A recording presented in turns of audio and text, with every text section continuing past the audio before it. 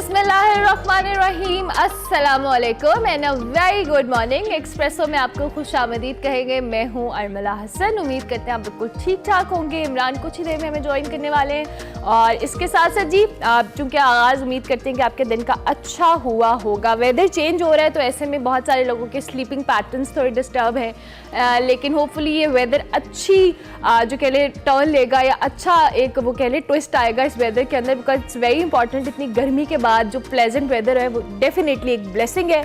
एक और सीज़न भी जी शुरू हो रहा है, आपको पता है वर्ल्ड कप का सीज़न है और पाकिस्तानी टीम कल हैदराबाद पहुंच गई है। ये जो आप विजुअल्स देख रहे हैं, आंखों में सुहाने ख्वाब सजाए।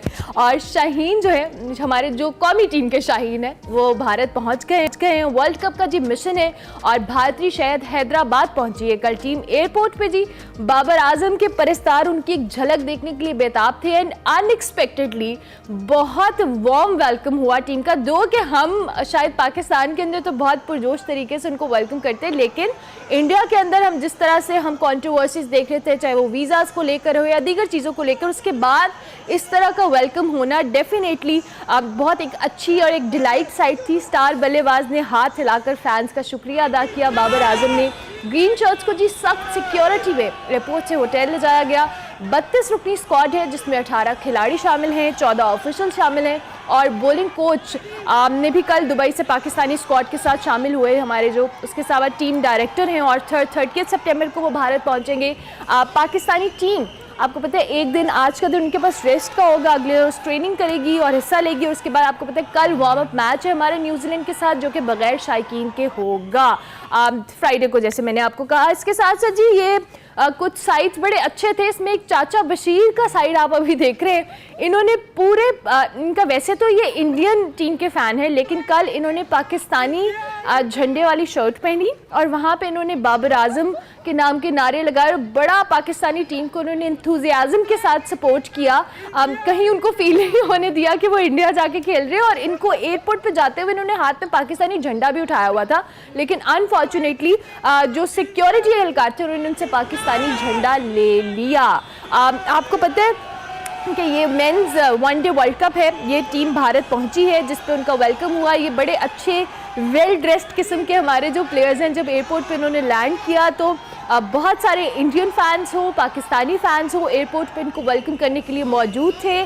कल पीसीबी की ऑफिशियल वेबसाइट के ऊपर बहुत सारे हमने विजुअल्स भी देखे जिसमें टीम को वेलकम किया गया और बाबर आजम की जो फ़ैन फॉलोइंग थी वो वहाँ पे देखने वाली थी, क्योंकि सब ने बाबर आजम के जो नाम के नारे लग रहे थे उनको स्कार्फ्स पहनाए गए, उनको वेलकम किया गया। सो ये टीम का जो एक अच्छा वेलकम हुआ, दैट्स वेरी गुड और ये अच्छा जेस्चर था। दो के अच्छा वेलकम होना चाहिए था। हमारे इतने स्टार प्लेयर्स इंडिया पहुँचे हैं और ये आपको पता है कौमी टीम ने कल दुबई बरास्ता दुबई हैदराबाद पहुँची है। कल इनका वार्म अप मैच है, उस पर हम आपको इन डिटेल बताते रहेंगे, लेकिन उसके साथ साथ आईसीसी की जानिब से जी रैंकिंग्स जारी की गई हैं जिसमें बाबर आजम नंबर 1 पर है और जो टीम रैंकिंग है इसमें नंबर 1 प्लेयर है और पाकिस्तान को रिप्रेजेंट करते हैं हमारे स्टार बैटर हैं और दुनिया भर में टॉप नंबर पे हैं। इसके बाद दूसरे नंबर पे आई गेस शुभम गिल है, उनको इंडिया के वो प्लेयर है। तो बाबर आजम एक स्टार प्लेयर, शाहीन शाफरीदी, हारिस रऊफ, ये स्क्वाड कल पहुंचा है।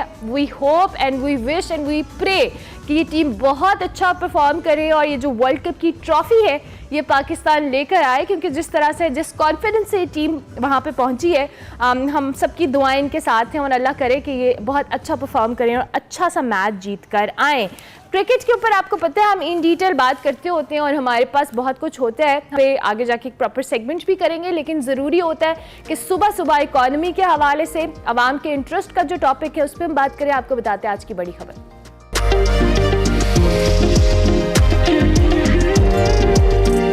बात करेंगे जी मुल्क की मईशत की, जिसमें हुकूमत के क्रैकडाउन के सबब गुज़िश्ता 17 दिन भी डॉलर मुसलसल बैकफुट पर आ, जिससे डॉलर के इंटरबैंक का जो रेट है 47 डेज के कम तरीन यानी कि 289 रुपीस से नीचे आ गया है, जबकि ओपन मार्केट में जो रेट है वो 78 दिन की कम तरीन सतह यानी कि 290 रुपए पे आया है।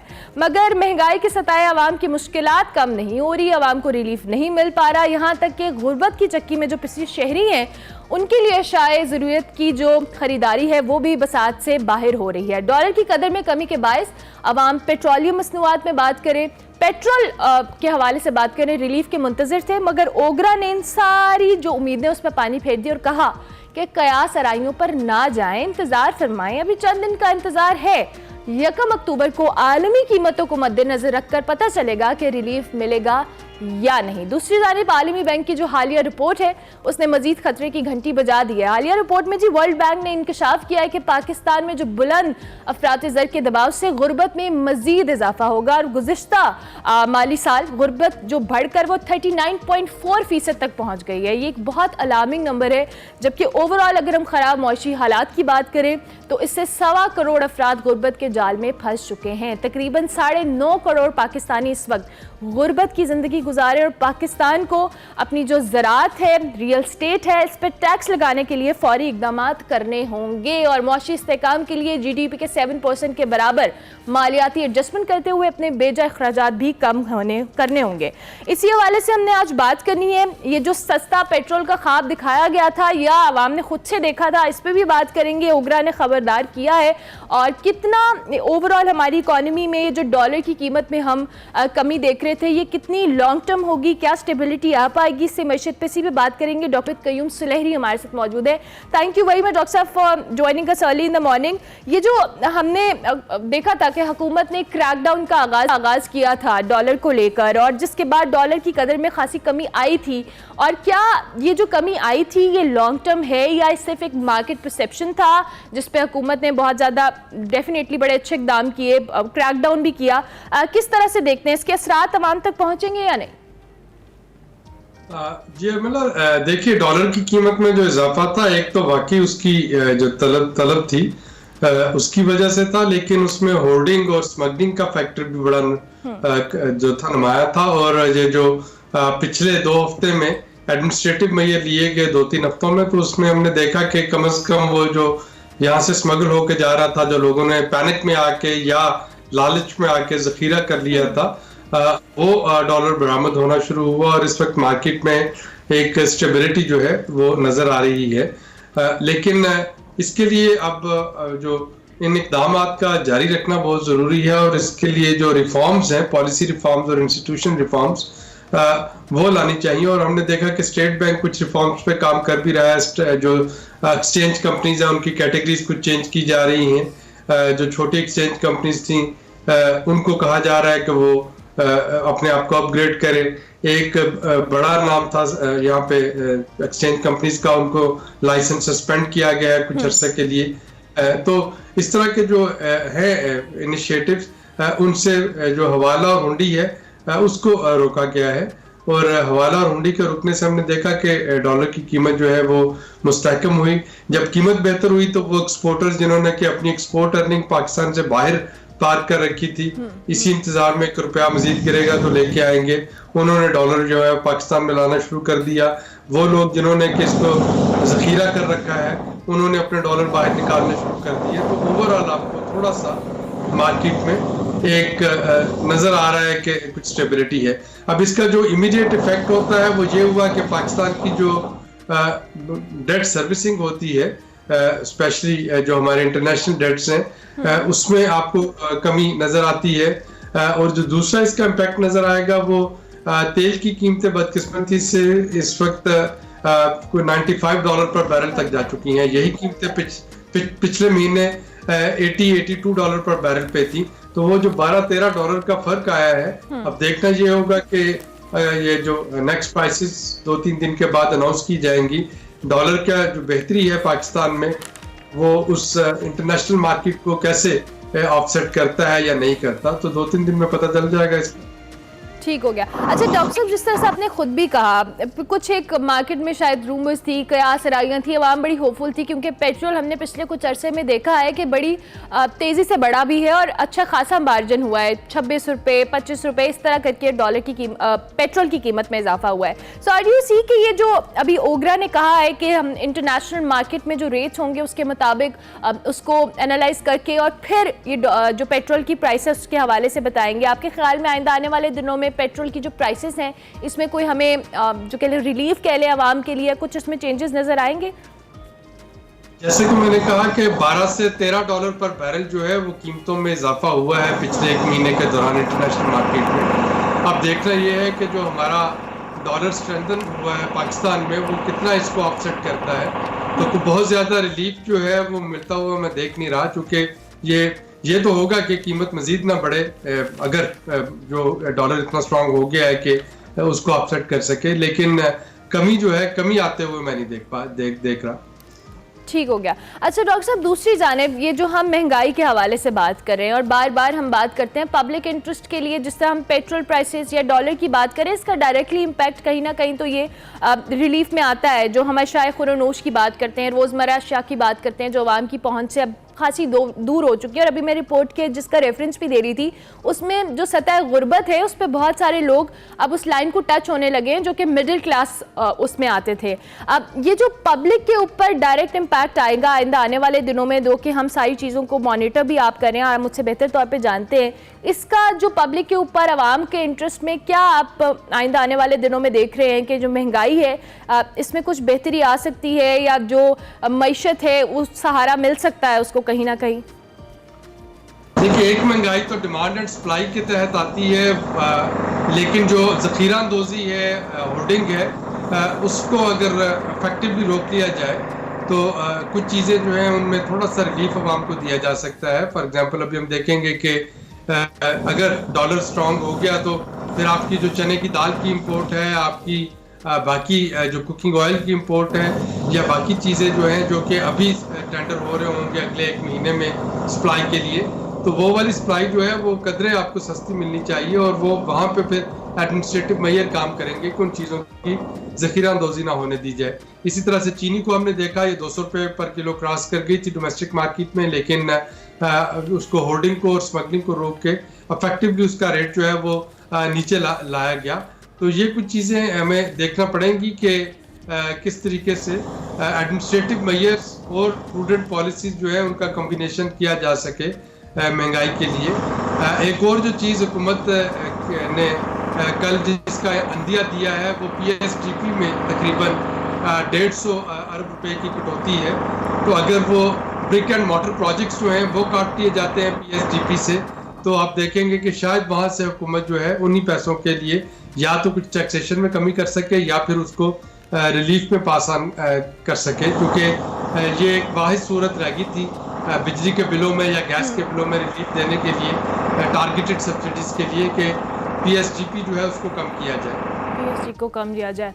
अच्छा डॉक्टर साहब, इन द एंड ये जो PIA है या दीगर हमारी जो सफ़ेद हाथी जिनको हम बार बार कहते हैं, इनकी निजकारी के हवाले से हुकूमत ने काफ़ी इसको अब आखिरी मराहल की तरफ लेके जा रही है। आप क्या समझते हैं इस पर, आपका क्या पॉइंट ऑफ व्यू है? क्या इनकी निजकारी से भी कुछ फ़ायदा होगा या कोई स्टेबिलिटी आएगी? तकरीबन 370 अरब रुपए से ज़्यादा इसके लॉसेस जो हैं वो जा चुके हैं। इस वक्त PIA के लिए जो तजावीज़ सामने है उसमें एक तो ये है कि 2 कंपनीज इसकी बना दी जाएं, एक प्योरली इसकी जो ऑपरेशन है उसको देखे, दूसरी जो है वो इसके एसेट्स को देख रही हो और इसका जो डेट है उसको होल्डिंग कंपनी के तरह, जैसे कि एनर्जी सर्कल डेट को होल्डिंग कंपनी में लगाया गया था, उस तरह से इसको कर दिया जाए। ये एक तजवीज़ है। इसकी दूसरी तजवीज़ जो है वो कोई पब्लिक प्राइवेट पार्टनरशिप जिसमें कि किसी थर्ड पार्टी को, मिडिल ईस्टर्न इन्वेस्टर को इसमें लेके आया जाए, लेकिन जब तक इसके अंदर जो ह्यूमन रिसोर्सेज है उनको रैशनलाइज नहीं किया जाता। इस वक्त PIA का एक प्लेन के लिए जो नंबर ऑफ क्रू और नंबर ऑफ स्टाफर्स है उसकी रेशो बहुत ज़्यादा है और जब तक उसको रैशनलाइज नहीं किया जाएगा, जब तक सियासी बुनियादों पे जो अपराध का तकर्रर था उनको रिवर्ट नहीं किया जाएगा, तब तक शायद PIA की किस्मत बदलना जो है वो काफ़ी मुश्किल होगा। काफ़ी मुश्किल होगा। ठीक हो गया, thank you very much. Doctor Abid Qayyum Sulehri हमारे साथ मौजूद थे। मुल्क की मईशत पर पेट्रोल प्राइसेस को लेकर जो कयास रायां थी वही मुताबिक कि जब तक आलमी मार्केट को मॉनिटर किया जाएगा उसके बाद ही कुछ ओगरा की जानिब से इस हवाले से कहा जाएगा।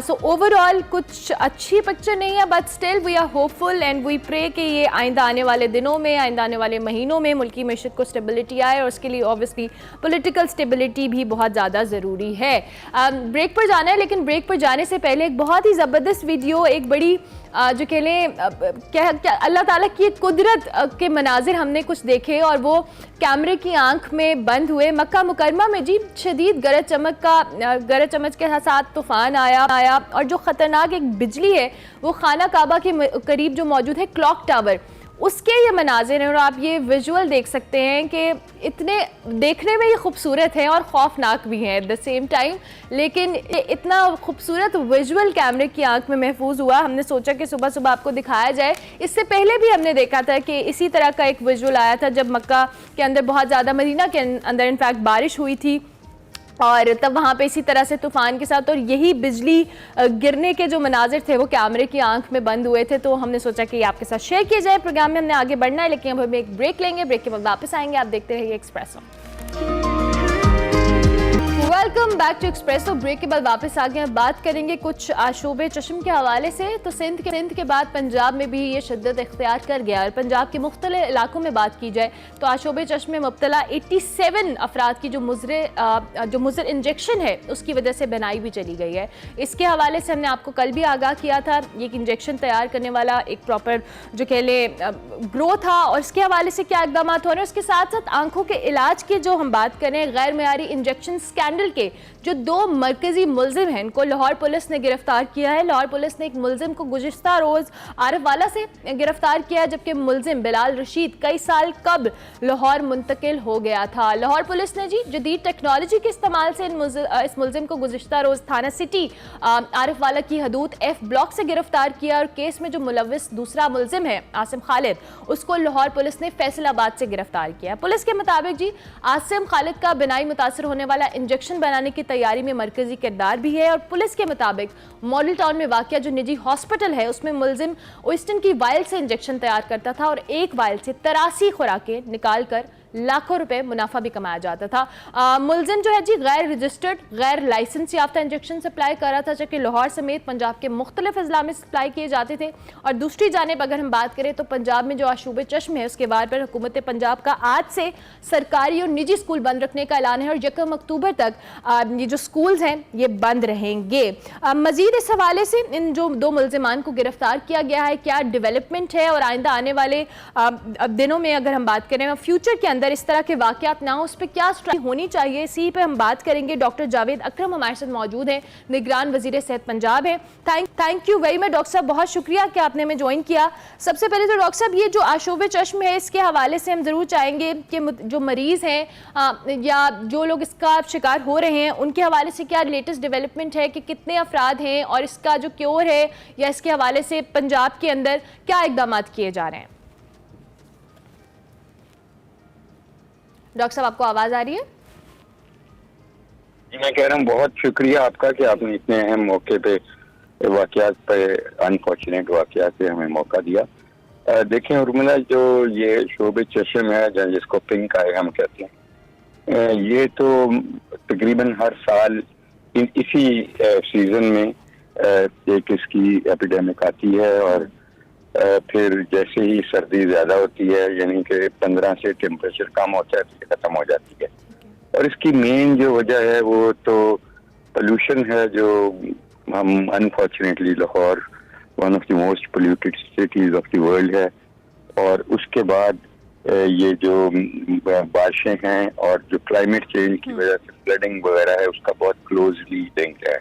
जिन जिन मुल्कों में ये फ्लड आए हैं इस खत्ते में, वहाँ ये अभी भी इस वक्त वो सफ़र कर रहे हैं और एक उसका जो बीमारी फैलती है कुछ सालों बाद या महीनों बाद, वो यही है शोबे चश्म, जो कि बेसिकली पोल्यूशन और वायरल इन्फेक्शन मिलके है। और वायरस इस दफ़ा जो ये फैला हुआ है और बहुत रैपिड ट्रांसमिशन इसकी हो रही है, ये एडिनो वायरस है, लेकिन कुछ लोगों को कॉक्सैकी वायरस भी है और हर्पीज वायरस भी है। ठीक है। तो इसका ये है तो सेल्फ लिमिटिंग। इसकी अच्छी चीज तो ये है कि किसी की बिनाई को खतरा नहीं है परमानेंटली डैमेज होने का इससे।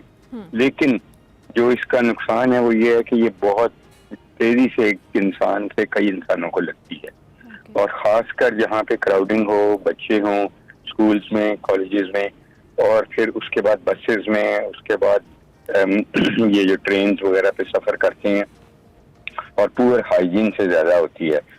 अगर आप जैसे हमने पहले किया था कि जिसको है ये प्रॉब्लम वो काले चश्मे भी लगाए, उससे बहुत फर्क पड़ता है, ट्रांसमिशन कम होती है, और अपने आप को खुद आइसोलेट कर ले, ना जाए स्कूल, कॉलेजेस, जिम्स, स्विमिंग पे नहीं जाए, क्योंकि स्विमिंग करेगा तो स्विमिंग पूल कंटेमिनेट होगा। और जो अथॉरिटीज हैं जो स्विमिंग पूल्स वगैरह चला रही हैं, उनको भी ये हमने एडवाइजरी इशू कर दी है। अपना टॉवल नहीं शेयर करें, अपने बेड शीट्स और जो पिलो कवर्स हैं वो बिल्कुल शेयर नहीं करने चाहिए। बार आंखों को हाथ नहीं लगाना चाहिए, क्योंकि वही हाथ फिर आप जिससे मिलाएंगे या गले मिलेंगे तो वो ट्रांसमिशन होगी। खांसी से भी होती है, छींकने से भी, इसलिए अगर छींक खांसी आ रही है तो रुमाल का इस्तेमाल करें, या कम से कम अपनी एल्बो आगे कर ली जैसे हमने कोविड में किया था। और आंख को इलाज के लिए बार बार धोएं, ठंडे पानी से धोएं, बर्फ की थोड़ी सी ठोर कर लें अगर सोज है। और बाकी इसका कोई डेफिनेटिव एंटीवायरल ड्रग भी नहीं है, ना कोई इलाज की जरूरत है, ना कोई इसकी प्रिवेंट करने की वैक्सीन है, सिर्फ अपना थोड़ा सा एहतियाती तदाबीर इख्तियार करने। अच्छा डॉक्टर साहब, ये दूसरी जानिब जो अभी मैं इंट्रो में भी बात करी थी, बड़ा अनफॉर्चुनेट वाक़या हुआ, 2 मुल्ज़िमान को गिरफ्तार भी किया गया, जिससे जो इंजेक्शन गलत, जो मुज़र इंजेक्शन जिसकी हम बात कर रहे हैं, लोगों को लगा, लोग अपनी बहनाई से महरूम भी हुए। कानूनी कार्रवाई के हवाले से, चूँकि आप एक बड़ी इंपॉर्टेंट पोजीशन पे भी हैं, आप निगरान वज़ीर सेहत है, इसके हवाले से क्या कानूनी कार्रवाई में डेवलपमेंट है, और आइंदा मुस्तकबिल में इस तरह के वाक़यात ना हों उसके लिए आप लोगों ने कोई स्ट्रैटेजी या कोई ऐसा प्लान तरतीब दिया है? देखें जी, हम ऑलमोस्ट दिन रात इसके लिए काम कर रहे हैं, और ये वाकया ही बहुत एक अफसोसनाक वाकया है, जहां कम से कम 70 लोगों के करीब ऐसे हैं जिनका अफेक्ट हुए और जिनकी बनाई खतरा है कि खुदा ना खास्ता परमानेंट डैमेज ना हो जाए। कईयों की दोनों आंखों में ये टीका लगाया गया, कम से कम 2 लोग ऐसे हैं। तो उनके साथ तो वैसे ही ज्यादती है कि चलें, एक आंख का जाना भी बहुत बड़ा दुनिया है, दोनों का जाना तो मैं कहता हूँ कि बहुत ही बड़ी प्रॉब्लम।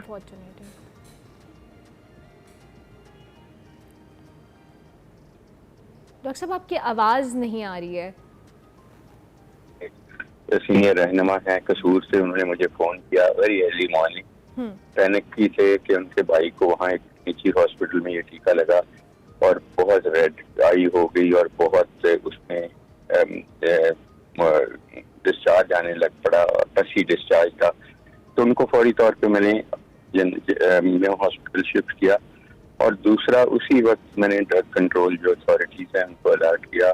उसी वक्त हमने वो टीका कॉन्फिस्केट किया जो उनको लगा था, उस तरह के और टीके भी उसी हॉस्पिटल में थे। वहीं से हमें ट्रेस हुआ कि ये एक निजी हॉस्पिटल है गार्डन टाउन का, सारा मेमोरियल, ये वहाँ बनता है और वहाँ से फिर सप्लाई होता है पूरे पंजाब में। तो उसको हमने उसी वक्त सील किया और उसी वक्त FIR काटी फिलहाल और एक इनके साथी के साथ। तो ये जो टीका है बेसिकली ये एवेस्टिन है, ये एक मोनोक्लोनल एंटीबॉडी है जो मैं खुद भी बहुत सारे मरीजों में यूज करता हूँ। ये बेसिकली यूज होता है एज एन एंटी कैंसर, और इसका काम ये है कि जो कैंसर के सेल्स प्रोलिफरेट करते हैं, मल्टीप्लाई करते हैं, वो जाहिर है ब्लड पे डिपेंड करते हैं, तो ये ब्लड वेसल्स को काटता है। एंटी VEGF है, यानी कि ग्रोथ फैक्टर जो ब्लड वेसल है उसको रोकता है। तो इसी की हाइपोथेसिस पे देखा गया कि शायद ये आंख की ये बीमारी जो शुगर वालों को होती है या बूढ़ों को होती है उसमें भी ये फायदा दे सकता है। और ये अप्रूव्ड इंडिकेशन नहीं है by any authority in the world, neither Pakistan की अथॉरिटी, नाइदर US की authority, neither Europe, neither India. तो ये एक एक्सपेरिमेंटल थेरेपी कहा जा सकता है, लेकिन इसको अप्रूव्ड थेरेपी नहीं कहा जा सकता। जब ये है नहीं अप्रूव्ड इंडिकेशन, तो फिर जो कंपनी है रॉश, जो कि एक अच्छी कंपनी है, मल्टीनेशनल है, वो जाहिर है इसको बड़ी वॉयल में बनाती है 100 मिलीग्राम।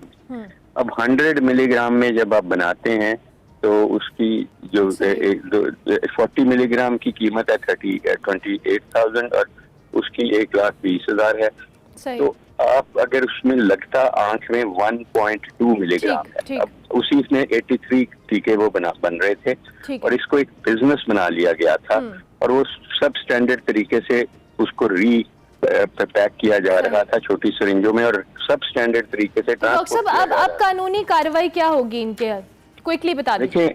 देखें जितने भी प्रेमिसेस जहां ये हो रहा था उसके अलावा भी प्रेमिसेस थे उनको सील कर दिया गया है। ठीक है। जो कर रहे थे उनके खिलाफ FIR कर दी गई है। ठीक है। देखें जरूर उन्होंने कुछ ने गवर्नमेंट से इजाजत भी ली थी, government means federal government rep, ठीक है। लेकिन वो इजाजत इस हद तक थी कि आप अपने हॉस्पिटल में सिर्फ अपने मरीजों के लिए कर सकते हैं, आप इसको बिजनेस नहीं बना सकते। ठीक हो गया, थैंक यू, बिजनेस बना लिया। Thank you very much doctor साहब, बहुत शुक्रिया कि आपने हमें ज्वाइन किया इस इंपॉर्टेंट टॉपिक के ऊपर। ऑब्वियसली बड़ा अनफॉर्चुनेट वाकया पे जरूर कानूनी कार्रवाई होनी चाहिए, और वैसे भी अभी हम एक रिपोर्ट देख रहे थे और उसके मुताबिक कुछ 80,000 जो प्रिस्क्रिप्शन एरर्स हैं वो रिपोर्ट हुए हैं पाकिस्तान में पिछले साल, यानी कि जो डॉक्टर्स की जानिब से या फार्मास्यूटिकल कंपनीज की जानिब से या फार्मासिस्ट की जानिब से जो भी ये प्रिस्क्रिप्शन जारी किए गए हैं उसमें एरर था, और वो 80,000 प्रिस्क्रिप्शन है लास्ट ईयर में। It's alarming. इसके हवाले से भी कार्रवाई होनी चाहिए और इस पर भी चेक एंड बैलेंस होना चाहिए। इस पर मजीद भी बात करेंगे। अभी हम ब्रेक लेते हैं, ब्रेक के बाद वापस आते हैं। आप देखते रहिए Expresso. Welcome back to Expresso. Break के बाद वापस आ गए, मेरे को एंकर भी वापस आ गए। वेलकम, कैसे हैं आप? थैंक यू वेरी मच, मैं बिल्कुल ठीक हूँ। आई होप कि आप मुझे मिस कर रहे होंगे। इस उम्मीद के साथ के खैरियत से आपको मेरी तरफ से अस्सलाम वालेकुम।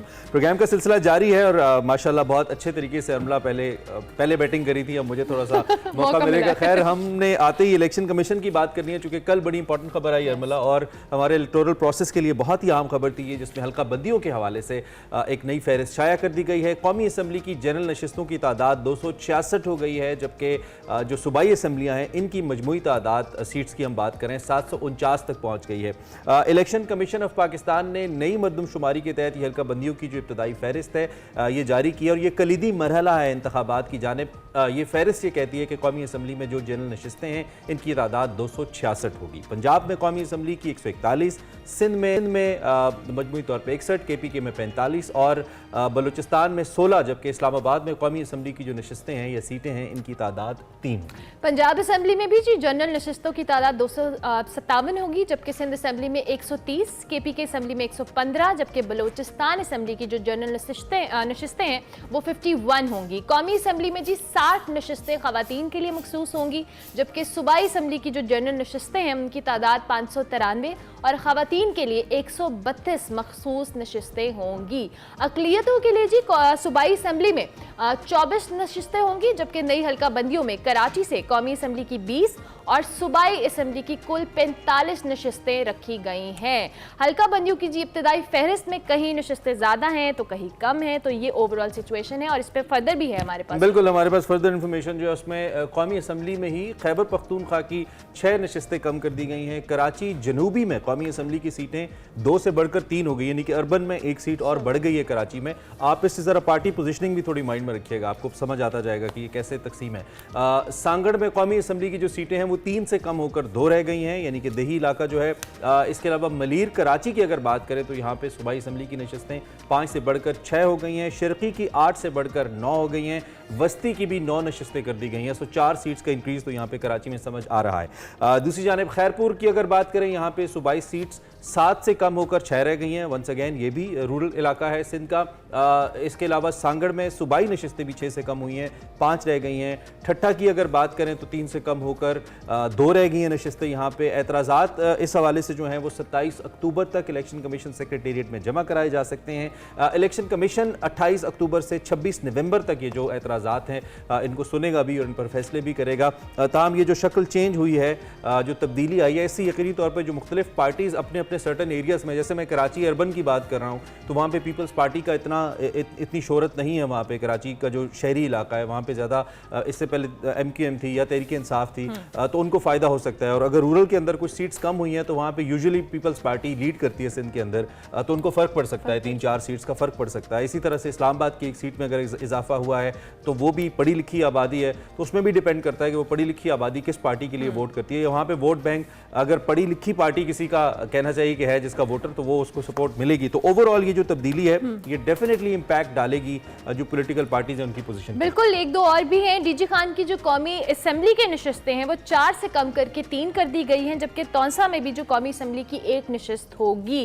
रावलपिंडी की जो सूबाई नशिस्तें हैं वो 15 से कम करके 13 कर दी गई हैं और मरी की सिर्फ 1 नशिस्त होगी, जबकि गुजरात की सूबाई असम्बली की बात करें तो उसकी नशिस्तें 7 से बढ़ाकर 8 कर दी गई हैं, जबकि सियालकोट की नशिस्तें 11 से कम करके 10 कर दी गई हैं। सो ये ओवरऑल कुछ चेंजेस हैं जो हमने आपके साथ शेयर किए हैं। ऑब्वियसली हल्का बंदियों का जो एक मामला है बड़ा इनिशिएटिव है और ये पूरा एक बेस सेट करता है तमाम तरह इलेक्शन के प्रोसेस। उम्मीदवारों के लिए भी थोड़ा सा एक टेस्ट होता है कि वो फिर होता अपने है। हलकों को देखें कि अब कहीं कोई ऐसा इलाका तो नहीं है जो उनके हल्के में शामिल हो गया या निकल गया है, ताकि वहाँ पे वो अपनी कैंपेन्स कर सकें। इंपॉर्टेंट डेवलपमेंट है, लेकिन अहम कदम है आम इंतखाबात की जानिब जो लोग चहमगोइयाँ कर रहे हैं। तो election commission looks quite serious towards conducting elections. तो इस बारे में भी आपको बात करते रहेंगे, आगाह करते रहेंगे। फिल वक्त एक ब्रेक लेते हैं, ब्रेक के बाद आते हैं।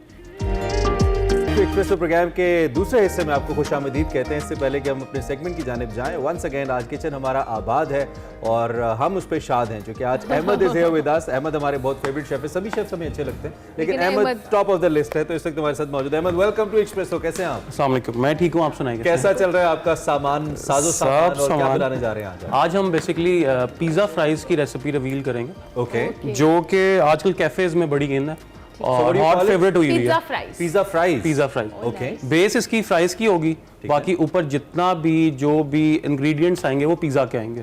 ठीक है, फ्यूजन है देसी का। ओह वाओ, क्या बात है। Interesting. पिज्जा फ्राइज भी होंगे और पिज्जा लवर्स के लिए भी है डबल ट्रीट है। चलिए अहमद, आप अपना काम कंटिन्यू करें, हम दोबारा से आपकी तरफ आते हैं और जब कुछ अच्छी खुशबुएं आने लगेंगी तो हम आपको बताएंगे। आगे बढ़ते हैं जी, अब आपको दिखाते हैं हमारा सेगमेंट फैशन और फन, जिसमें आज बड़ा इंटरेस्टिंग काम होने लगा है। वो ये कि घर बैठे आप कैंडल कैसे बना सकते हो। ये सेंटेड कैंडल्स होती Wow. हैं, इनको आप कैसे बना सकते हैं, निम्रा नासिर आज के सेगमेंट में बता रही है।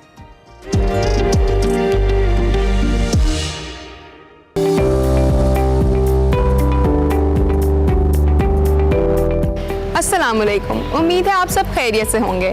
आज मैं आपको लेके आई हूँ एक ऐसी जगह जहाँ हम सीखेंगे कस्टमाइज और ट्रेंडी कैंडल्स बनाना। तो चलिए चल के सीखते हैं।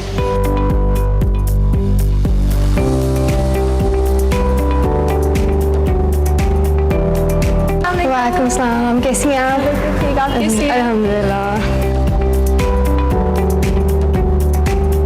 इस वक्त मेरे साथ मौजूद है रामीन सलीम, जिनसे हम कैंडल्स बनाना सीखेंगे और बेसिकली मुझे इनसे बहुत ज़्यादा बातें पूछनी है कि इनका मोटिव क्या था, इसके पीछे इनको कितना टाइम हो गया और कैंडल कैसे बनती है। तो चलिए स्टार्ट करते हैं। तो आपका बेसिक मोटिव क्या था इसके पीछे, आपने काम शुरू क्यों किया? एक्चुअली मैं इंटीरियर डिज़ाइनिंग पढ़ रही हूँ, तो it is somehow related to interior designing as well, because decorative purpose के लिए यूज़ हो जाती है ये। तो that's why I just wanted to start something different from others, क्योंकि सब आजकल कैंडल्स बना रहे हैं, सब इट्स वेरी कॉमन। ठीक है, तो आपकी कैंडल्स बेसिकली उनसे डिफरेंट कैसी हैं? बिकॉज मेरी डिज़र्ट कैंडल्स हैं और मेरी स्वीट फ्रेगरेंसेज हैं, like it's not that much sharp fragrances. तो मैं डिज़र्ट कैंडल ज़्यादा बनाती हूँ। It looks like a dessert but obviously it's not, it's a candle. तो आपको कितना टाइम हुआ है काम करते? सम मंथ्स को मुझे थोड़ा ही टाइम हुआ है काम करते हुए, बिकॉज आई थिंक कि कोई काम मुश्किल नहीं है, आप कुछ भी कर सकते हैं, सिर्फ आपकी रिसर्च पे और लर्निंग पे डिपेंड करता है। तो आपको कैसा फीडबैक आया लोगों की तरफ से? अमेजिंग, बहुत अच्छा फीडबैक आया है, सब ने बहुत पसंद किए कैंडल्स, इवन के घर वालों ने भी बहुत मोटिवेट किया, and then friends and family और जो रैंडम लोग हैं, जो कस्टमर्स मेरे हैं, उन्होंने भी बहुत अच्छा फीडबैक दिया कि they are unique. Everyone used the word unique, ये अभी तक हमने कहीं नहीं देखी। अच्छा रामीन, बातें तो बहुत कर ली हैं हमने, अब चल के कैंडल बनाना सीखें। Oh for sure, let's go.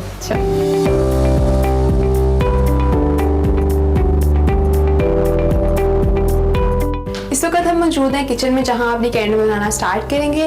जी, तो रामीन, कैंडल बनाने में कौन कौन से इंग्रेडिएंट्स? मेन इंग्रेडिएंट्स तो वैक्स है, and then fragrance, obviously wax, fragrance and then dyes, colours वगैरह जो होंगे। ठीक है, तो सबसे पहले हम कौन सा प्रोडक्ट यूज करेंगे और क्या करेंगे? Wax first, we gonna measure the wax. हम वैक्स को मेजर करेंगे because I don't want to ये वेस्ट। वैक्स जो है ये पाउडर फॉर्म में क्यों है? ये हार्ड नहीं होती? नहीं, दिस इज सोया वैक्स, तो ये 100% नेचुरल वैक्स होती है। तो हम इसका टेम्परेचर वगैरह बहुत ज़्यादा ध्यान में रख के काम करते हैं हम, बिकॉज क्योंकि ये जल्दी मेल्ट हो जाती है। ओके, तो इसका फायदा क्या है? It's non toxic, it doesn't harm your environment. ठीक तो ये यू कैन वर्क, आप आसानी से इसके साथ काम कर सकते हो, आप इसको लाइट कर सकते हो, इट डजंट मैटर। तो अब हम इसमें कितनी वैक्स डाल रहे हैं? हमने बेस बनानी है, तो we gonna measure like 90 grams. Okay. 90 grams wax पहले मेजर करेंगे हम। तो हम लोग बेसिकली इस जार के अंदर काम हाँ, कर रहे हैं। yes, yes, तो हम इस जार के अंदर अब जो बेस बनाने के लिए 90 ग्राम्स। हाँ जी, 90 ग्राम्स, और हम Wax, 100% सोया वैक्स यूज़ करते हैं ठीक है। हम, और कोई ब्लेंड वगैरह नहीं करते हैं। ठीक है,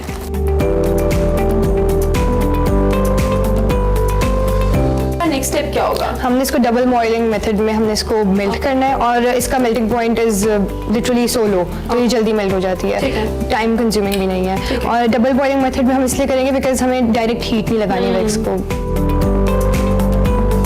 तो यहाँ पे पानी बॉईल हो रहा है और इसके अंदर हम लोग ये वैक्स रख देते हैं। और इसको कितना टाइम लगेगा ramen boil? It will take like 15 minutes.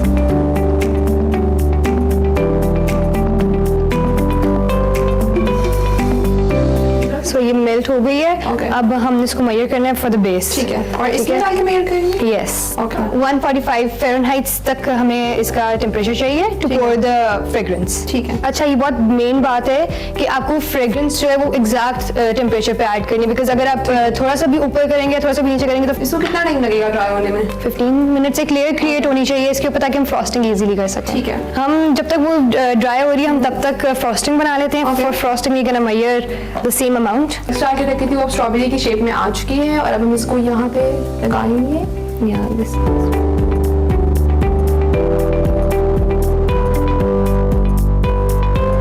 Thank you Ramin, आपसे मिलकर बहुत मजा आया आपसे बातें करके और आपसे सब कुछ सीख के। यस। अच्छा रामीन, अब जाते जाते जरा हमारे नाज़रीन को ये बताती चाहें कि अगर आपसे ऑर्डर करनी हो कभी कैंडल तो हम कहाँ पे आपको कांटेक्ट कर सकते हैं? I have a page on Instagram under the name of Jard Aroma by R, so you can contact me over there. Okay, thank you so much. It was really nice meeting you. Welcome. Allah Hafiz. Welcome back to Expresso. ख्वाब आंखों में सुहाने सजाए शाहीन पाकिस्तान के भारत पहुंचे और कल जब भारत में उतरे पाकिस्तान के शाहीन, बड़ा ज़बरदस्त वेलकम किया गया। मुझे बड़ा एक्साइटिंग लग रहा था। जो मुख्तलिफ वहाँ पे फोटोग्राफर्स थे वो दे वर कॉलिंग द नेम्स, उनको बुला रहे थे, फ़ोटो खींचना चाहते थे। और मैंने कुछ पुलिस वालों को भी इनफेक्ट देखा। वर्ल्ड कप का मिशन है, पाकिस्तान की टीम हैदराबाद पहुंची है और एयरपोर्ट पर जो बाबर आजम के खास तौर पर परिस्तार है ना भाई, मैं सुबह इंट्रो में भी यही बता रही बाबर is a थी brand. कि कल हम एक्सपेक्ट नहीं कर रहे थे कि इंडिया के अंदर टीम को, मैं तो नहीं कर रही थी इनफैक्ट कि इतना अच्छा वेलकम मिलेगा, लेकिन बहुत अच्छा वेलकम मिला। और बाबर के जो फैंस थे एयरपोर्ट के ऊपर और बाद में जो हम सोशल मीडिया के ऊपर मैं कुछ इंडियन चैनल्स के पेजेस को फॉलो करी थी तो उसमें भी बहुत ज़्यादा बाबर और हो रही थी। शाहीन के बहुत फैन है, हमने देखा इंडिया में। Thank you very much our Indian brothers, बहुत शुक्रिया आपने जिस तरीके से हमारी टीम को वेलकम किया। हम उम्मीद करते हैं कि आप वर्ल्ड कप में ऐसे ही बैक करेंगे, क्रिकेट को क्रिकेट समझ के देखेंगे, अच्छी क्रिकेट हम देखेंगे और हमारी बेस्ट विशेस आपकी टीम के भी साथ हैं कि इंडिया भी बहुत अच्छा खेले। खैर, ये 32 रुपये स्क्वाड है, 18 खिलाड़ी हैं और 14 ऑफिशियल्स इसमें शामिल हैं। जो बॉलिंग कोच है हमारे मोनी मोकल, वो भी दुबई से पाकिस्तानी स्क्वाड के साथ शामिल हुए थे। टीम डायरेक्टर मिकी आर्थर 30 सितंबर को भारत पहुंचेंगे, टीम को ज्वाइन करेंगे। पाकिस्तानी टीम एक दिन आराम करेगी और इसके बाद अगले दिन हमारा ट्रेनिंग सेशन है, इसमें हिस्सा लेगी। और पहला वार्म अप मैच जिसको हम कल से जिसका प्रचार कर रहे हैं वो न्यूजीलैंड से होगा और क्रिकेट के ऊपर ही हमने तज्जिया लेना है। और किससे लेना? Doctor of cricket Mirza Iqbal Baig. Mirza साहब, thank you very much, good morning, कैसे हैं आप? बहुत बहुत शुक्रिया अरमला, आपका भी और इमरान का भी। सुबह बखैर, मैं बिल्कुल ठीक हूँ। मिर्जा साहब, कौमी जो स्क्वाड है वो पहुंच गया है। मैं तो जैसे कही थी कि एक्सपेक्ट नहीं करी थी इतना अच्छा वेलकम। आप एक्सपेक्ट कर रहे थे कि इतना पुरतपाक किस्म का उनको इस्तकबाल किया जाएगा वहां पे उनका? नहीं अरमला, मैंने इतने टूर्स कवर किए भारत के और आखिरी मरतबा 2007 में मैं गया था। 2016 के T20 वर्ल्ड कप में 7 साल पहले जब पाकिस्तानी टीम गई थी, जब तो मैं नहीं गया था। लेकिन जो मेहमान नवाजी है, खास तौर पर अगर आप देखें, कुछ शहर ऐसे हैं कि जहाँ के लोग बड़ी मोहब्बत करते हैं, चाहे वो दिल्ली हो, चाहे वो कानपुर हो, चाहे वो हैदराबाद हो। तो यहाँ पर एक अजीब एटमॉस्फेयर होता है। शायद उसकी बुनियादी वजह यह है कि बड़ी तादाद में मुसलमान वहाँ आबाद है और पाकिस्तान से, क्रिकेट से लोग मोहब्बत करते हैं। तो सियासतदान है जो रेखा के उस पार और रेखा के उस पार लोगों के दिलों में नफरतें पैदा करते हैं। लेकिन असल में ये है कि लोग एक दूसरे से मिलना चाहते हैं और बड़ा अमेजिंग वेलकम था कल।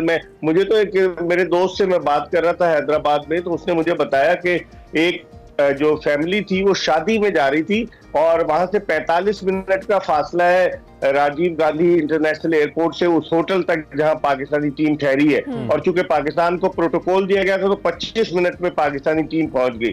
तो वो फैमिली जो शादी में जा रही थी उससे किसी से उन्होंने पूछा कि यहाँ क्यों पुलिस लगी। उन्होंने बताया पाकिस्तानी क्रिकेट टीम आ रही है, तो वो गाड़ी साइड पे खड़े होकर पाकिस्तानी टीम को देखने के लिए खड़े हो गए। अब पता नहीं दूल्हा दुल्हन उनका इंतजार ही करते रह गए या गए कि नहीं गए। इंटरेस्टिंग, ठीक है, ये बहुत अच्छी रिवायत है मेरे ख्याल में। और क्या हम हमारे खिलाड़ियों के ऊपर जो एक समा एक अनड्यू प्रेशर था क्राउड के हवाले से। लोग एक जो प्रोफेशनल प्लेयर होता है वो इस चीज़ की परवाह नहीं करता, लेकिन एटमॉस्फेयर बड़ा इम्पैक्ट करता है आपकी गेम को, चाहे कोई भी गेम हो किसी भी किस्म की, और किस आप माहौल के अंदर खेल रहे हैं, तो वो जो प्रेशर है वो कुछ हद तक रिलीज हुआ होगा आपके ख्याल में हमारे प्लेयर्स के ऊपर से?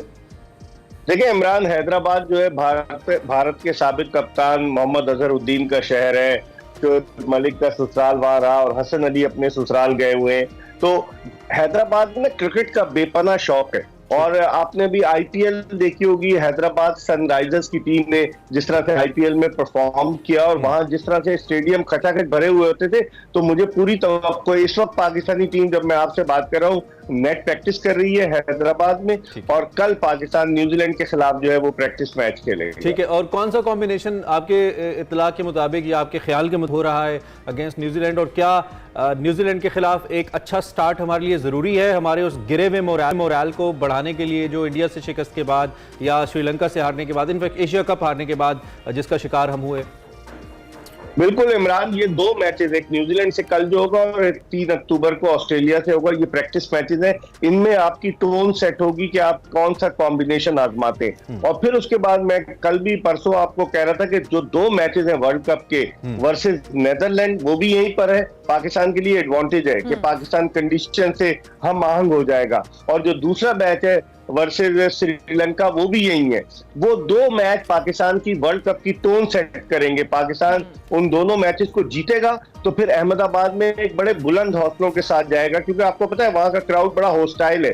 फिर पाकिस्तान को यहाँ के मुकाबले में हैदराबाद के एक डिफरेंट एटमॉस्फेयर, एक डिफरेंट क्राउड मिलेगा। तो ये मैचेस 2 बड़े इंपॉर्टेंट है। 2 प्रैक्टिस मैचेस में अपना कॉम्बिनेशन, इमरान जैसे आपने कहा, ये इनको आजमाना चाहिए, स्पिनर्स को ट्राई करें। जो भारत की विकेटें हैं, आपने देखा रन्स के अंबार लग रहे, और बॉलर्स जो है वो बैट्समैनों के बल्ले से निकलने वाले रन्स के सैलाब के आगे बंद मारने में नाकाम रहे। अभी जो ऑस्ट्रेलिया भारत सीरीज हमने देखी, तो पाकिस्तान को देखना पड़ेगा, अच्छा कॉम्बिनेशन आजमाएंगे तो यकीनन कामयाबी कदम चूमेगी। मिर्जा साहब, जैसे आपने खुद भी कहा, बड़ा फर्क होता है हर जगह, हर शहर की हॉस्पिटैलिटी का और वहाँ पे क्राउड का। ऑब्वियसली पाकिस्तान इंडिया में खेल रहा है और बाबर की कैप्टनसी में बहुत सारे प्लेयर्स, जैसे हम पहले भी बात कर चुके हैं कई दफ़ा, कि पहली दफ़ा खेलने जा रहे हैं। अहमदाबाद में आपने कहा कि बड़ा डिफरेंट क्राउड होगा, हैदराबाद के अंदर बड़ा डिफरेंट होगा, आपने चूंकि कवर भी किए हुए हैं बहुत सारा, तो क्या लगता है कि ये क्राउड का ज़ाहिर है इम्पैक्ट तो आता है, टीम को अगर बैकअप कर रही है कोई, या क्राउड उसको इस तरह से सपोर्ट कर रहा हो, तो टीम का मोराल वैसे ही हाई होता है।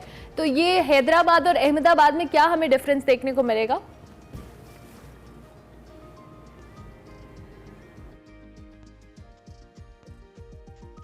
मेरे साहब आवाज आ रही है? एक तो से आ जाता है, और प्रोफेशनल क्रिकेटर्स होते हैं उनमें एक नई ऑडियो में इशू है, अपनी बात को ना दोबारा से शुरू कीजिएगा। कुछ चीजें होती। मिर्जा इकबाल बेग साहब हमारे साथ मौजूद हैं, क्रिकेट पे हम बात करें। आई होप मिर्जा साहब आप हमें सुन पा रहे हैं, प्लीज जरा दोबारा बात कीजिए, अपनी बात को दोबारा से शुरू कीजिएगा। इनफैक्ट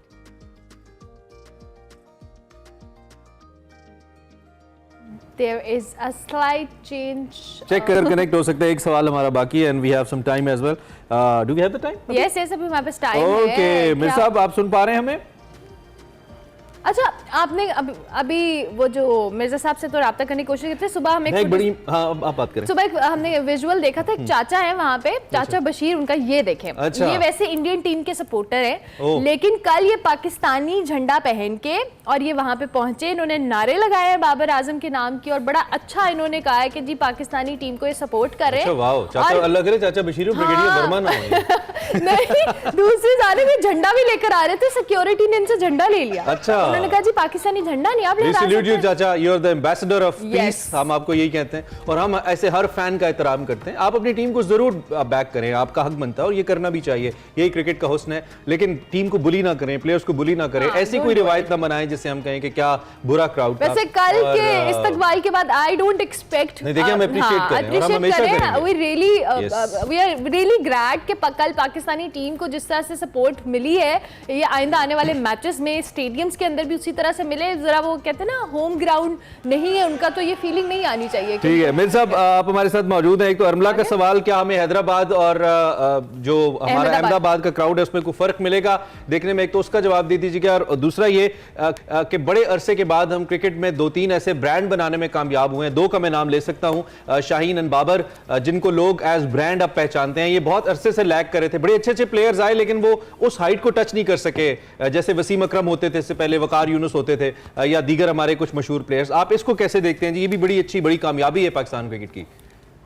बिल्कुल आपने कहा इमरान, जो हमारे ये ब्रांड्स हैं अब इन पर सबकी नजरें जो है वो जमी हुई है कि कैसे परफॉर्म करते हैं।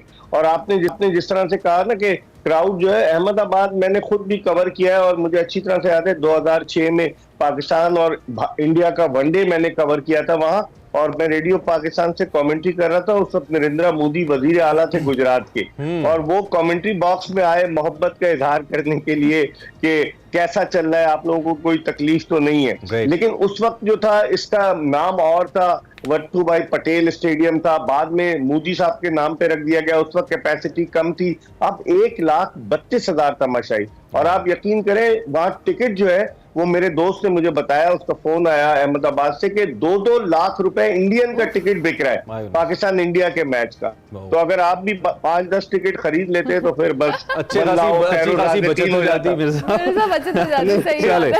और आई एम जस्ट इमेजिनिंग कि जब 1.25 लाख लोग जो है ना वो एकदम से अपनी टीम को चीयर कर रहे हैं तो क्या एटमॉस्फेयर बनेगा, बड़ा इलेक्ट्रीफाइंग किस्म का। मिर्ज़ा साहब थैंक यू वेरी मच। थोड़ा सा इंटरप्शन हुआ बीच में, लेकिन हम मशीनों की मोहताज हैं, हम क्या करें, ऐसा हो जाता है। मिर्ज़ा इकबाल बेग साहब सीनियर तजियाकार हमारे साथ मौजूद थे, हमारी बेस्ट विशेस पाकिस्तान टीम के साथ हैं, बाकी टीम्स के साथ हैं। Once again appreciating Indian crowd the way they have welcomed our team. उम्मीद करते हैं बड़े अच्छे मुकाबले में देखेंगे इंशाल्लाह। ब्रेक लेते हैं, ब्रेक के बाद वापस आते हैं। Welcome back to Expresso. आज बहुत एक्सीलेंट हो रहा है। चले कोई नहीं, इतना तो बनता है, ये भी मौसम तब्दील हो रहा है। पाकिस्तान में जब भी किसी शोबे के अंदर खास तौर पे ख़वातीन कुछ अच्छा करती हैं, हमें बहुत अच्छा लगता है और हम कोशिश करते हैं कि उनको हाईलाइट करें उनके काम को और उनको इनकरेज करें ताकि मजीद ख़वातीन सामने आए। इस वक्त हमारे साथ एक ट्रैफिक कांस्टेबल की साहबजादी हैं, सीमाब इनका नाम है। इन्होंने हार्वर्ड यूनिवर्सिटी के अंदर पाकिस्तान को रिप्रेजेंट किया। इनको इन्वाइट किया गया for a lecture, she went there, इन्होंने लेक्चर दिया। इनका एक्सपीरियंस कैसा रहा और हमें इनको बुलाने का मकसद ये है कि इतने नामसाइद हालात, कम वसाइल के बावजूद भी इनकी एक्सेस कैसे हुई और बाकी लोगों के लिए कैसे मदद मिल सकती है इसमें। बुनियादी तौर पर फातिमा जना मेडिकल कॉलेज लाहौर की तालिबा हैं, मेडिकल पढ़ रही हैं, और जो आईजी पंजाब साहब हैं उन्होंने भी इनको अप्रिशिएट किया है। सो हमने कहा कि ज़रा सीमाब से गपशप लगाते हैं कि भाई कैसे हो गया ये। सीमाब हमारे साथ लाइव मौजूद है। सीमाब अस्सलाम वालेकुम, वेलकम, कैसी हैं आप? वालेकुम अस्सलाम, आई एम डूइंग गुड, आपका क्या हाल है? बिल्कुल ठीक ठाक। सीमाब माशाल्लाह बड़ा ज़बरदस्त आपकी ये अचीवमेंट थी, हार्वर्ड में आपको इनवाइट किया गया, आपने लेक्चर दिया, एक कॉन्फ्रेंस थी, हमें थोड़ा सा इस विजिट के हवाले से बताएं। एक्चुअली द स्टोरी स्टार्ट्स जब I have applied for the ambassadorship through the planetary health alliance. कि दैट्स नॉट द केस कि I went on directly on the conference, पहले 1 साल काम किया था उनके साथ। ठीक है। So through the application shared almost 150 applicants थे पूरी दुनिया से, and I got selected only from the Pakistan among 54 applicants. अच्छा। तो from there we began our journey, जिसमें हम लोगों ने पूरा साल काम किया था throughout the different cohorts और the people, and in the end last year like साल के आखिर में we got invited by the Harvard themselves. And then उसके साथ नॉट ओनली दैट कि I have applied for the abstract presentation as well, and that's where कि I got selected कि मैंने वहाँ लेक्चर डिलीवर किया फॉर 1 आवर। अच्छा sorry Seemab, ये भी बताइएगा ये जो आपने काम किया 1 साल, ये क्या कोई प्रोजेक्ट बेस्ड काम था, कोई रिसर्च बेस्ड काम था, क्या काम था जिसके बाद फिर आपको ये उन्होंने इन्वाइट किया था? एक्चुअली हमारे पास सीरीज ऑफ वेबिनार्स थे that have been arranged by the Harvard University. The first thing, this is based on the capacity building on this particular topic. The second thing, the guys want to involve us. Like for example, if I am from Pakistan, तो कुछ जो हमारे पास co-workers थे, they are from the African region, from the European region. So we have the collaboration projects जिसमें हम लोगों ने काम किया था throughout the year. Like in case of the advocacy, in case of the webinar, and in case of the joint research projects. So then this is how we went throughout the year. And in the end we went to the Harvard for a joint conference. And I believe इसमें Covid के atmosphere ने आपको help किया, webinars वगैरह जो atmosphere उस time बना हुआ था। Exactly. तो रिसेंटली आपको आईजी पंजाब ने भी, डॉक्टर उस्मान ने भी आपको अप्रिशिएट किया डेफिनेटली, क्योंकि आप उनकी फोर्स का हिस्सा हैं, आपके फादर जो हैं हमारा बेसिकली सोर्स ऑफ एक अट्रैक्शन ये भी है आपको लेकर कि आप बड़े बुनियादी किस्म के का जो फैमिली स्ट्रक्चर है वहाँ से आ रही हैं। आपके वालिद कोई बहुत बड़े ओहदे पे नहीं है, बट स्टिल माशाल्लाह आपने मेहनत की है और आप एक अच्छी मिसाल के तौर पे सामने आई हैं। शुरू से था आपके अंदर एक ज़हीन अच्छी स्टूडेंट थी आप, या अब्बा को जब आपने देखा कितनी मुश्किल ड्यूटीज़ करते हैं सुबह शाम, तो आपने कहा कि नहीं मुझे कुछ डिफरेंट करना है? क्या इंस्पिरेशन थी पीछे? Actually I have been a student कि जो शुरू से ही एक्स्ट्रा करिकुलर एक्टिविटीज़ में एट द टॉप मोस्ट था। अच्छा। Like I have been in my school and I jumped the classes, like from 3 to 5, 5 to 7. Okay. And so in that scenario, all the school, knows me. And later in my final, like in the 10th class, we Canadian ambassador came to our school. Okay. And I was the head of my school delegation, and that's where I first got highlighted within the international. यानी कि आप curricular के extra curricular में ज्यादा बेहतर थी पढ़ाई से हटके? नहीं, I was the topper of my school as well. Wow. तो इसीलिए आप एक्स्ट्रा करिकुलर और अपनी पढ़ाई को साथ साथ लेके चल रही थी, और फिर जब कैनेडियन एम्बेसडर आए थे, Yeah. ओके, फिर उसके बाद आपने अपने आप को मजीद इसमें एक्सेल किया।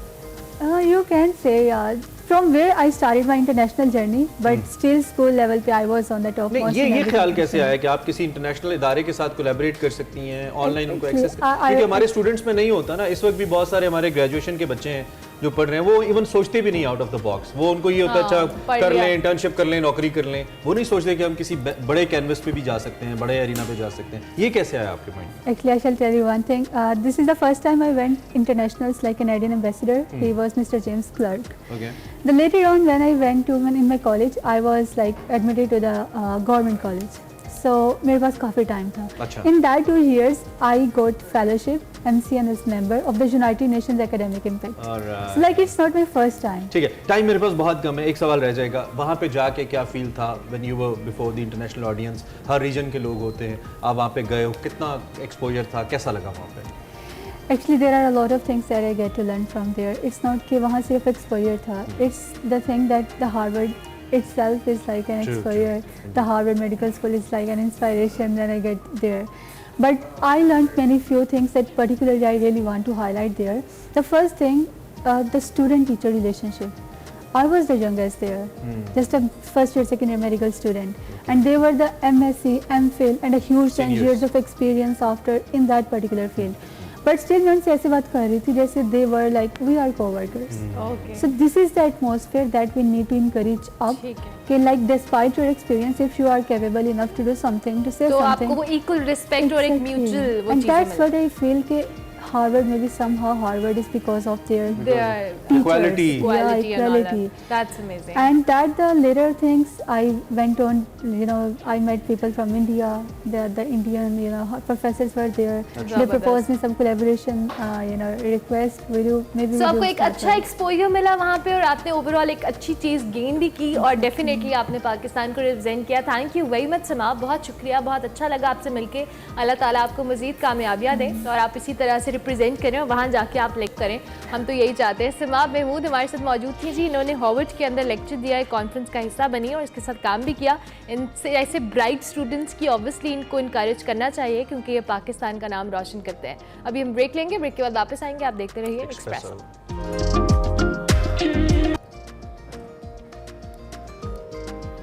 Welcome back to Expresso. Break के बाद वापस आ गए हैं, बहुत ही खाना देके थरथरली मची हुई। अगर आपको लगता है कि हम सिर्फ आपको फ्रेंच फ्राइज के ऊपर टरखा रहे हैं तो ऐसा नहीं है। ये इतना अभी तो कैमरा पैन नहीं हुआ, खुश शक्ल खाना है, सॉस बन रही है, चिकन मैरिनेटेड होके पता नहीं इसकी खुशबुएं यहाँ तक आ गई हैं।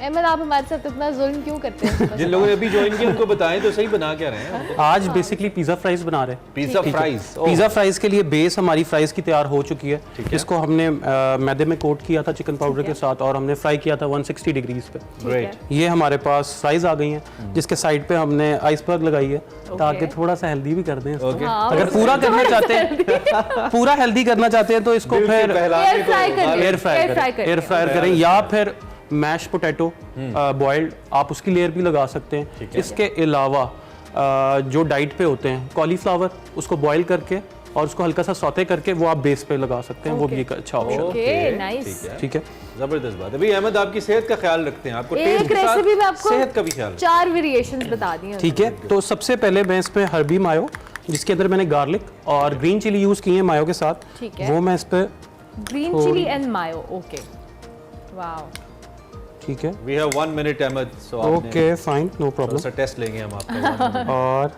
इस पे थोड़ा सा चिली सॉस जाएगा। चिली सॉस, ठीक है। Adding the colour and the taste. थोड़ा सा ऑरिगानो, ऑरिगेनो, ओके, ताकि जो पिज़्ज़ा का स्पेसिफिकली एक टेस्ट है वो निकाले। और जो नाज़रीन को ये सुन के थोड़ा ये बारबेक्यू सॉस, ओहो, ये सिर्फ हम खाएंगे, वाह। ठीक है। मुझसे किसी ने पूछा कि जो बनता है किधर जाता है? इसके बाद चिकन, वाओ, चिकन, ठीक है। अहमद आपने चिकन को क्या सौते किया है, प्रॉपर फ्राई किया है? चिकन को मैंने ग्रिल किया है Grill पैन के अंदर, ठीक है। और इसको मैंने सिर्फ सोया सॉस लगा के Okay. उसके लिए बस उसके साथ Marinate ग्रिल किया। अब और ये ये sauce चीज़ सॉस है। बेसिकली इसको हमने मोज़रेला 50 ग्राम चेडर और क्रीम, ओके, ठीक है, 2 टेबलस्पून ऑफ क्रीम। तो ये look at it, Oh my God. ओए होए, मेरे तो मुंह के से जो अल्फाज निकल रहे हैं वो आप अंदाजा कर सकते हैं कि इसका बाद में क्या आपको होगा। मालूम है ये अहमद के रेस्टोरेंट की एक्सक्लूसिव रेसिपी है जो हम बता रहे हैं यहाँ पे। और ये इसके करते हैं ऊपर as chef। Olives, wow, wow wow wow.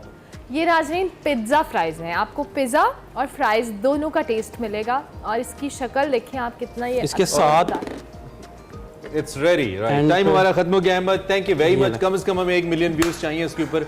Like जरूर करना है आपने, ये सोशल मीडिया के लिए मैसेज है हमारा। व्हाट अ बेहतरीन रेसिपी, Wow. घर पे बनाए, बच्चे खास तौर पे बहुत मजे से खाएंगे इसको। और ये एक्सक्लूसिव अहमद की रेसिपी है जो हम आपके सामने लेकर आए हैं। This is pizza fries. Programme का वक्त खत्म हुआ, हम आपसे कल मिलेंगे, तब तक के लिए अल्लाह हाफ़िज़। अल्लाह हाफिज।